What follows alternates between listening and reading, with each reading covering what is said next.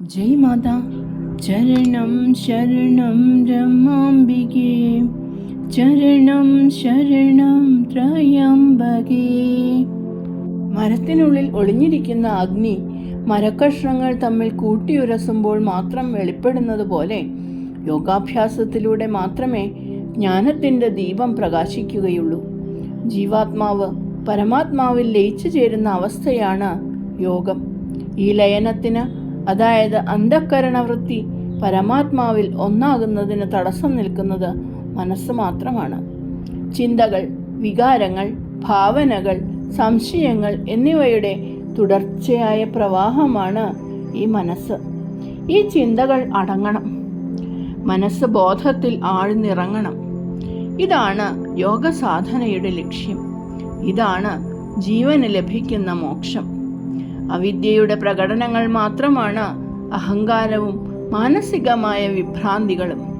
യോഗത്തിലൂടെ മനസ്സ് തന്നെ പരിവർത്തനപ്പെടുകയോ മറികടക്കുകയോ ചെയ്യുമ്പോൾ മിഥ്യയായ വ്യക്തിത്വം അപ്രത്യക്ഷമാവുകയും അനന്തമായ ബ്രഹ്മം മാത്രം പ്രകാശിക്കുകയും ചെയ്യുന്നു. ഇതാണ് യോഗയിലെ ഏറ്റവും വലിയ നേട്ടം.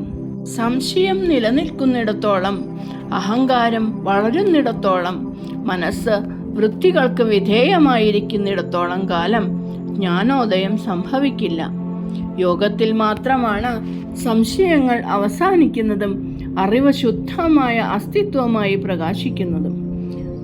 സൽസ്വഭാവം അഥവാ ഗുണപരമായ ധാർമ്മികതയാണ് യോഗമാളികയുടെ അടിസ്ഥാനം. ഒരു സാധകൻ സാത്വിക ഗുണങ്ങളാകുന്ന സമ്പത്തും അനുഷ്ഠാനങ്ങളിൽ ഉറച്ച വിശ്വാസവും ഉള്ളവനായിരിക്കണം.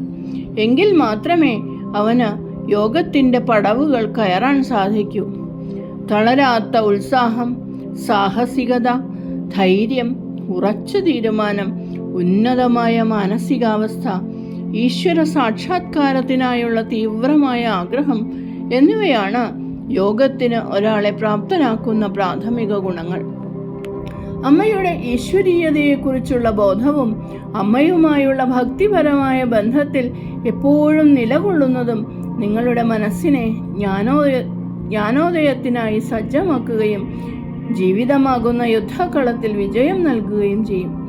ഭഗവാൻ ഗുരുരൂപത്തിൽ ഭൂമിയിൽ അവതരിക്കുമ്പോൾ ദുർഘടമായ യോഗമാർഗം വെൽവെറ്റ് പോലെ മൃദുവായ ഒന്നായി മാറുന്നു.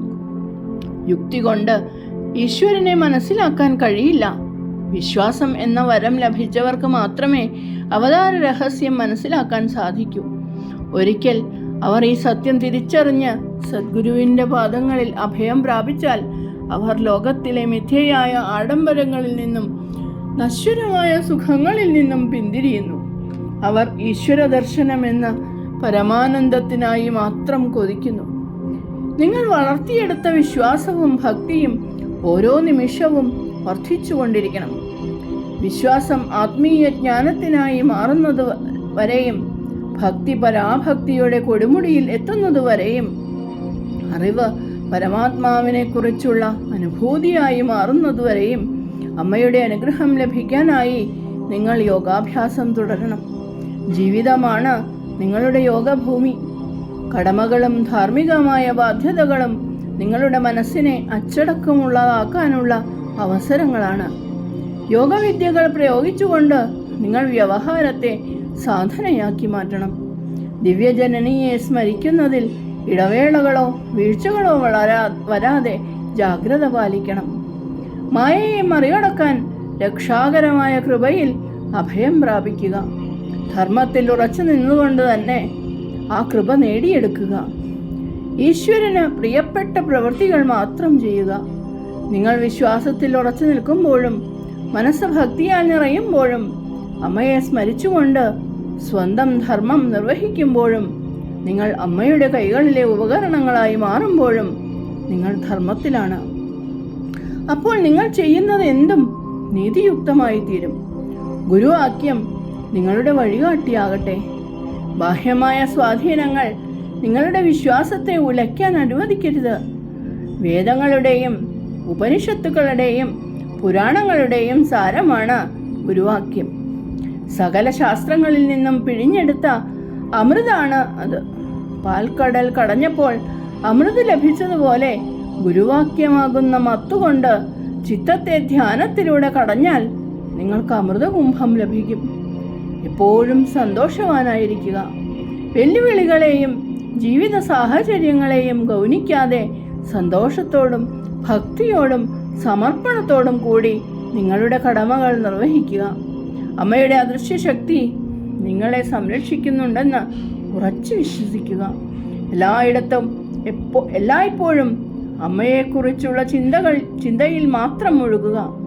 ഈ പുണ്യസങ്കേതത്തിൽ നിങ്ങളുടെ പാതയിൽ സഹായിക്കാൻ നിരവധി ശക്തികളുണ്ട്. അമ്മയുടെ സാന്നിധ്യം, ദർശനം, ഉപദേശങ്ങൾ, ധ്യാനം, സങ്കീർത്തനത്തിൻ്റെയും സത്സംഗത്തിൻ്റെയും സന്തോഷം എന്നിവ. എന്നാൽ ഇവയെല്ലാം നിങ്ങളെ ലക്ഷ്യത്തിലേക്ക് നയിക്കണമെങ്കിൽ നിങ്ങൾ ഉന്നതമായതിനായി ആഗ്രഹിക്കുന്ന ഒരു സാധക വൃത്തിയിൽ ജീവിക്കണം. സ്വാധ്യായം ഒരു സഹായമാണ്. എന്നാൽ നിങ്ങളുടെ സാധനയ്ക്ക് തടസ്സമാകുന്നതും അമ്മയുടെ ബോധനങ്ങൾക്ക് വിരുദ്ധവുമായ പുസ്തകങ്ങൾ വായിക്കുന്നത് ഒഴിവാക്കണം. ആശയക്കുഴപ്പമുണ്ടാക്കുന്നതും യോഗ സാധനയിലൂടെ നിങ്ങൾ നേടിയെടുത്തതിനെ നശിപ്പിക്കുന്നതുമായ പുസ്തകങ്ങൾ ഉപേക്ഷിക്കണം. അതിനാൽ വിവേചന ബുദ്ധിയോടെ പുസ്തകങ്ങൾ തിരഞ്ഞെടുക്കുക. ജീവിതം പ്രതിസന്ധികൾ നിറഞ്ഞതാണ്. പ്രാരാബ്ധം ഒഴിവാക്കാനാവില്ല. നിങ്ങൾ അത് ധൈര്യത്തോടും സമചിത്തതയോടും കൂടി നേരിടണം. നിങ്ങളുടെ ദുഃഖങ്ങൾക്ക് മറ്റുള്ളവരാണ് ഉത്തരവാദികളെന്ന് കരുതരുത്. അമ്മയിൽ നിന്ന് ജ്ഞാനത്തിൻ്റെ വചനം സ്വീകരിച്ച നിങ്ങൾ വൈരാഗ്യത്തിൻ്റെയും ക്ഷമയുടെയും കരുത്തിലൂടെ ജീവിത സാഹചര്യങ്ങൾക്ക് മുകളിലേക്ക് ഉയരണം. ശാന്തിയേക്കാൾ വലുതായി ഒന്നുമില്ല. എന്തു വില കൊടുത്തും സമാധാനം നിലനിർത്തുക. പരമമായ അനുഭവം എന്നത് ശാശ്വതമായ ശാന്തിയുടെ അനുഭവമാണ്. സമാധാനത്തിൽ അധിഷ്ഠിതമായി വിശ്വാസത്തിൽ ഉറച്ചു നിന്ന് സുഖദുഃഖങ്ങളെ ഒരുപോലെ കണ്ട് കടമകൾ ഭക്തിപൂർവം നിർവഹിച്ചുകൊണ്ട് നിങ്ങളുടെ ഉള്ളിൽ ഉറങ്ങിക്കിടക്കുന്ന ശക്തികളെ ഉണർത്തി മുന്നോട്ട് നീങ്ങുക. മനസ്സിൻ്റെ നിശബ്ദതയിലും ശുദ്ധിയിലും ബോധത്തിൻ്റെ അനന്തമായ വിസ്തൃതിയിലുമാണ് സത്യമായ ആത്മദർശനവും പരമാത്മാവിൻ്റെ അനുഭവവും ഉണ്ടാകുന്നത്. വൃക്ഷങ്ങൾ ഉണ്ടാകുന്നു, വളരുന്നു, നശിക്കുന്നു. മൃഗങ്ങളും ജനിക്കുന്നു, ജീവിക്കുന്നു, മരിക്കുന്നു. എന്നാൽ മനുഷ്യൻ ജനിക്കുന്നത് മരിക്കാനല്ല, മറിച്ച് തൻ്റെ ഈശ്വരീയ സ്വഭാവം തിരിച്ചറിഞ്ഞ് നിത്യജീവനിലേക്ക് പ്രവേശിക്കാനാണ്. വളരെ കുറച്ചുപേർ മാത്രമേ ഇത് തിരിച്ചറിയുന്നുള്ളൂ. മറ്റുള്ളവർ ഇന്ദ്രിയ സുഖങ്ങൾ തേടി അമൂല്യമായ ഈ മനുഷ്യജന്മം പാഴാക്കുന്നു. ബ്രഹ്മാനന്ദം അനുഭവിക്കാതെ അവർ ശരീരം വെടിയുന്നു.